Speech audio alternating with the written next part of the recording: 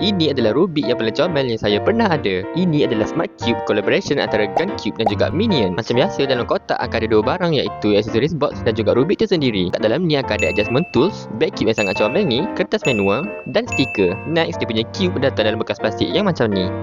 Macam biasa, kat tengah akan ada logo Gun dan dia punya permukaan adalah matte finish dan bukannya UV coating. Bahagian dalam dia warna biru cerah, dan apa yang menarik, kat warna kuning akan ada mata Minion yang comel ni. Tanpa melengahkan masa, jom kita try pusing.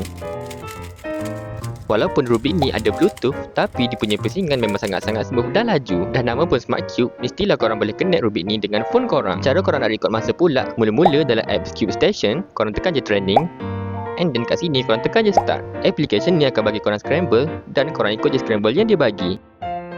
Lepas tu, once korang dah selesaikan Rubik korang, application ni akan automatic stop dan record masa korang. Application ni juga akan tunjuk jumlah pergerakan yang korang buat dan TPS yang korang dapat. Senang cerita, korang tak perlukan lagi timer untuk korang selesaikan Rubik's Cube. Memang terbaik.